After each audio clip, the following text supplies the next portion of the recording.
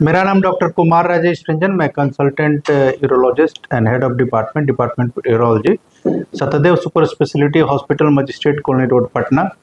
मैं धन्यवाद देता हूं दैनिक जागरण टीम को, इनकी जो कि इनकी पहल के तहत हम लोग अपना मैसेज दे पा रहे हैं वर्ल्ड किडनी डे के ऊपर। वर्ल्ड किडनी के डे के ऊपर में हम लोग अपने माध्यम से लोगों को जागरूक करेंगे, जिसमें किडनी स्वस्थ रहे, लोग स्वस्थ रहें। और मैं अपने हॉस्पिटल के तरफ से, सत्यदेव सुपर स्पेशलिटी हॉस्पिटल के तरफ से सबको शुभकामनाएं देता हूं और सबको स्वस्थ रखने की कामना करता हूं। हमारा hospital Patna magistrate colony road, Ashiana Digha road के पास है, जो कि एक मल्टी स्पेशलिटी हॉस्पिटल है। और इसमें करीब करीब सब ब्रांचेस को हम लोग डील करते हैं। मेन रूप से urology, general surgery, gynae, ENT और आईसीयू सर्विसेज हम लोग प्रदान करते हैं। और यहाँ पे हर तरह के किडनी से रिलेटेड खास करके जो भी समस्याएं हैं उसको लेकर के लोग आते हैं और हम लोग इसका निदान करते हैं। यहाँ हम लोग का कैटरिंग जो है वो बिहार के करीब करीब दूर दराज लोगों से भी आते हैं, बिहार के नेबरिंग स्टेट से भी आते हैं। बहुत दूर दराज लोग हम लोग का सर्विसेज जो लेते हैं वह करके हम लोग का सर्विसेज की सर्विसेज लेते हैं और हम लोग उनको पूरे तत्परता से और ईमानदारी से उनको हम लोग सारा सर्विसेज देते हैं। हम लोग के यहाँ ईएसआईसी, ईसीएचएस, सीजीएचएस, आयुष्मान और इंश्योरेंस, सारे इंश्योरेंसेस के साथ साथ और भी जो फैसिलिटी जो हर हॉस्पिटल प्रोवाइड करते हैं हम लोग के यहाँ है। और मैं आज आपको बताऊंगा कि किस तरह से हम लोग को किडनी, जो कि हम लोग क्योंकि एक किडनी दिवस के उपलक्ष्य में हम लोग इस वीडियो को जारी कर रहे हैं, तो मैं बताऊंगा किडनी हमारे शरीर के लिए कितनी इम्पोर्टेंट है। हमारे शरीर में 2 किडनियां होती हैं और दोनों किडनी मिल करके हमारे शरीर का जो वेस्ट प्रोडक्ट है वो निकालती है। इक्विलिब्रियम जो हमारे ब्लड में जो मेटाबॉलिक एक्टिविटी है, इलेक्ट्रोलाइट्स है, उसके इक्विलिब्रियम को मेंटेन करती हैं। तो प्रॉब्लम क्या क्या हो सकता है अगर हमारा किडनी प्रॉब्लम करे या शरीर में, हम लोग कब हम लोग को जागरूक होना चाहिए, कब डॉक्टर के पास जाना चाहिए, क्या क्या प्रॉब्लम लेकर के लोग हमारे पास आते हैं। तो किडनी ही है, जैसे किडनी हो गया, वो लीवर हो गया, आपका हार्ट हो गया, ये सब या कोई भी ऑर्गन शरीर के लिए उतना ही इम्पोर्टेंट है जितना एक हाथ और पैर इम्पोर्टेंट है। अगर आपकी 2 किडनी में से एक किडनी डैमेज होगी, एक किडनी पूरी काम करेगी, लेकिन अगर दोनों किडनी खराब हो गई तो फिर हम लोग को रेनल रिप्लेसमेंट थेरेपी पे जाना पड़ता है। ये तो बहुत बाद की बात है।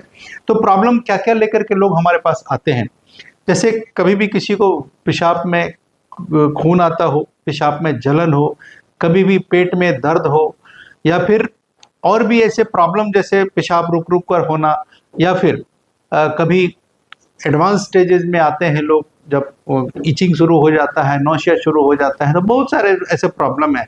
मैं तो यही लोगों को बताता हूँ कि जब भी आपको ऐसा लगता है कि कोई शरीर में एबनॉर्मल सिम्टम हो तो डॉक्टर से जरूर संपर्क करें।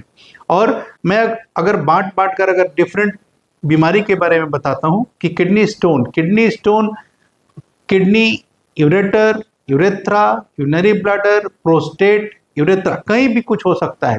और इसका हम लोग को उचित इलाज के लिए डॉक्टर से मिलना होता है, उचित इसका समाधान करना है। इसी तरह से किडनी कैंसर हो गया, बहुत ऐसे पेशेंट रहते हैं जो कम एज में भी आते हैं, पेशाब में खून लेकर के आए, पेट में दर्द लेकर के आए।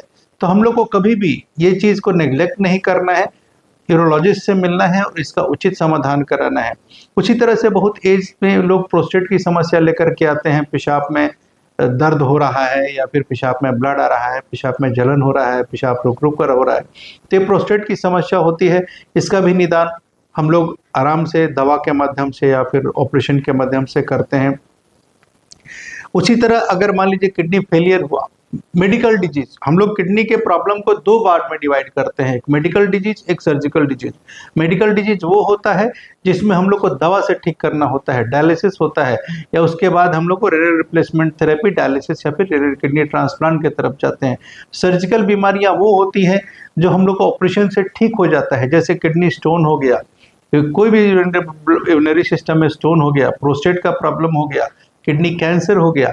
तो ये सब प्रॉब्लम को हम लोग सर्जरी के माध्यम से ठीक करते हैं, अगर दवा से नहीं ठीक होता है, इन केस स्टोन छोटा है तो दवा चलता है, और नहीं तो फिर उसका ऑपरेशन करना पड़ता है। तो ये बहुत सारी ऐसी बीमारियां हैं जो किडनी या किडनी यूरिनरी सिस्टम से रिलेटेड हो सकती हैं। हम लोग को कभी भी ये सब चीज़ को नेग्लेक्ट नहीं करना है और अपने नज़दीकी डॉक्टर से मिलना है, हमारे पास भी आ सकते हैं। तो हम लोग के हॉस्पिटल में ये सारी सुविधाएं उपलब्ध है।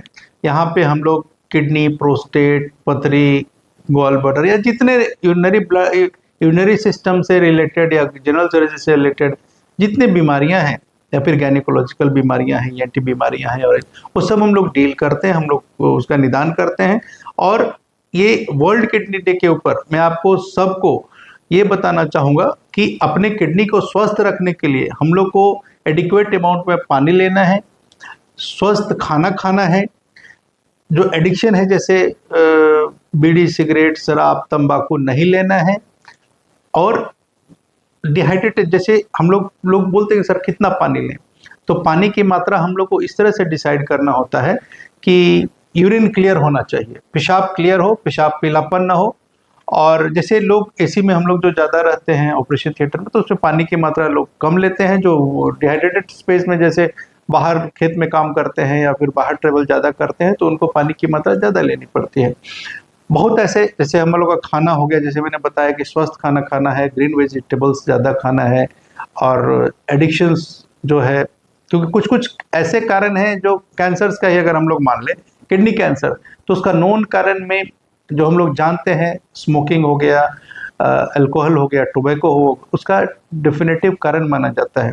उसी तरह से यूरिनरी ब्लैडर के कैंसर में जिस तरह से हम लोग स्मोकिंग मानते हैं, टोबैको मानते हैं, वो एक नोन कारण है। तो ये सब अवॉइड करना है, जिससे हमारी किडनी, हमारे यूरिनरी सिस्टम और हमारा स्वास्थ्य एकदम हम स्वस्थ रहें।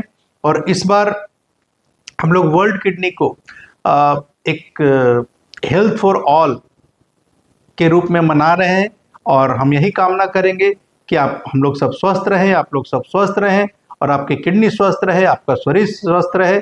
और मैं बहुत धन्यवाद देना चाहूँगा दैनिक जागरण की इस पहल को, जिनके माध्यम से हम अपना ये बात आप लोग सब तक पहुँचा पा रहे हैं। बहुत बहुत धन्यवाद।